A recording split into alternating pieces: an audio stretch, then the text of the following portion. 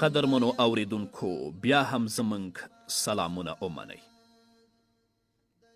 هغه ځوان چې وای زه شپه او ورځ په فتنه او ازمیښت کې پروت یم او شپه او ورځ له داسې کسانو سره مخامخ کیږم چې فحشا او ناروا ته ما هڅوي، په ناوړه او ناسمه ځای کې کار کوم او داسې نورې چارې.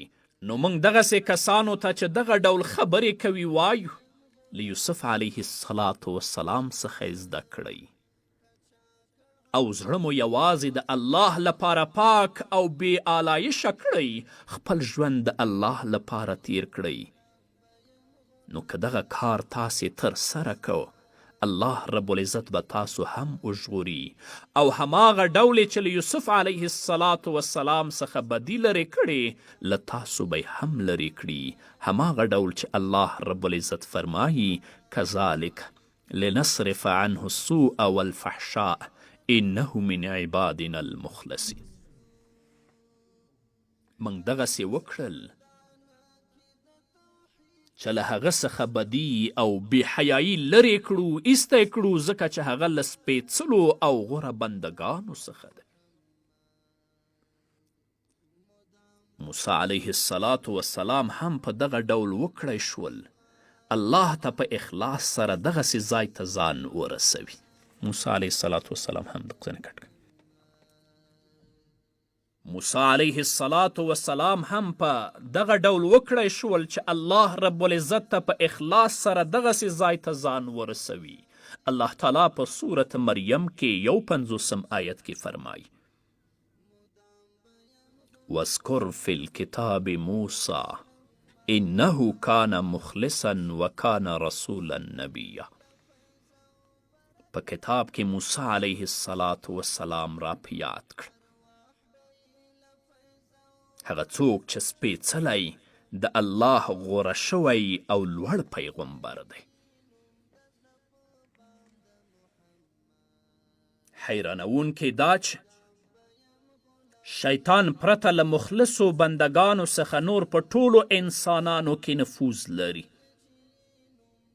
شیطان نشي کولی مخلصو او ځان نه ښودونکو بندگانو ته نږدې شي. شیطان چې هر کار وغواړي موږ کې ډیریو سره کوي، مګر یوازینی چاته چې ورته نږدې کیدی نشي هغه مخلص بندگان دي.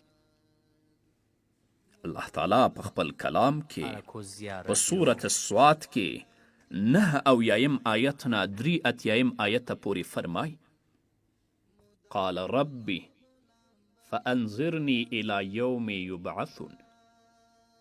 ابلیس اویل ای زما ربه چې دا خبره ده نو بیا ما ته تر هغه وخته پورې مهلت راکړه چې دوی دوهم ځل را ژوندي کړل شي. الله ورته وایي قال فانک من المنظرین. الله وفرمایل ښه دی، تا ته تر هغې ورځې پورې مهلت دی. الى یوم الوقت المعلوم، چې د هغې نیټه ما ته معلومه ده. قال فبعزتك لأغوینهم اجمعین. ابلیس اوویل ستا پر عزت قسم دی زه به دوی ټول ګمراه کړم الا عبادك منهم المخلصین.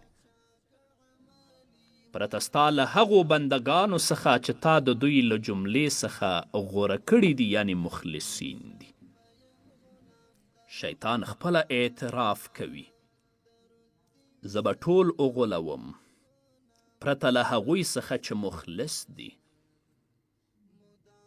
نو د اخلاص په اندازه د شیطان له غولونې څخه ناتوانه او بېوسه پاتې کیږي.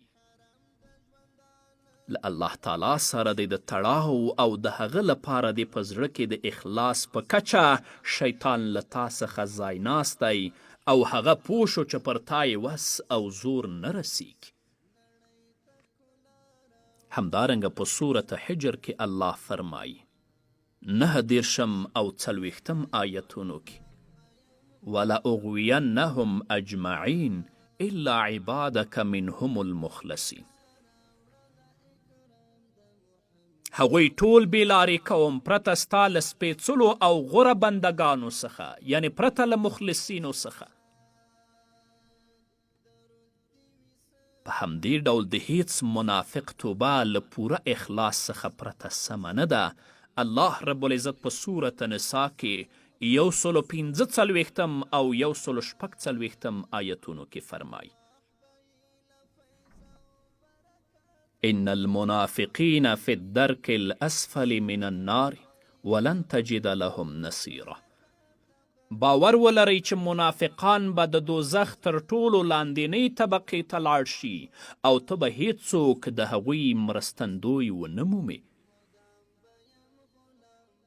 الا الذين تابوا واصلحوا واعتصموا بالله واخلصوا دينهم لله فاولئك مع المؤمنين وسوف يؤتي الله المؤمنين اجرا عظيما. البته له هغو څخه چې کوم کسان توبه وباسي او خپل کړه وړه سم کړي او د الله د هدایت لمن ونیسي او خپل دین د الله لپاره خالص وګرځوي، داسې خلک له مؤمنانو سره دي او الله به مؤمنانو ته هرومرو لوی ثواب ور په برخه کړي. فاولئک مع المؤمنین. هغه مهال بیا د مؤمنانو په ډله کې راځي کله چې خپل دین د الله لپاره ځانګړی کړي.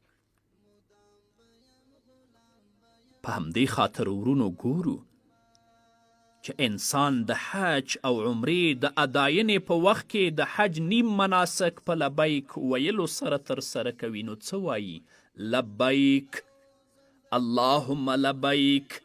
هغه خپل اخلاص په ډاګه کوي. لبیک لا شریک لک لبیک ان الحمد والنعمة لك والملك لا شریک لک لبیک. که وغواړو چې دغه دعا یا له الله سره مناجات وشمیرو زرګونو ځلو ته رسیږي. ته به وایې چې انسان دغه عبارت دومره تکراروي څو یې له زړه څخه ریا ورکه او اخلاص یې په زړه کې وده عمومي. په تابعینو کې یو تابعي دومره لبیک وایه چې ان غږ به یې کیناست، بیا به یې ویل ای پروردګاره تا ته لبیک وایم، که ریا پکې وه له منځه تله. که د ذرې په څېر ریا پکې وه پای ته رسېده، ته به وایې چې وایي یا الله زړه مې له هر ډول شرک څخه خالی کړی، الهي زړه کې مې چې څه ریا پادېده ورکه یې کړي. دا د حج او عمرې یو مفهوم دی. ته به وایې چې د حج او عمرې تر ټولو ستره موخه الله رب العزت لپاره اخلاص دی. الله دې موږ او تاسې په خپلو مخلصینو بندګانو کې حساب کړي. نور به م اورو قدرمنو اوریدونکو خو په بلې خپرونه کې. نو دا وه زموږ د نن ورځې خپرونه چې ستاسو درانه حضور ته وړاندې شوه.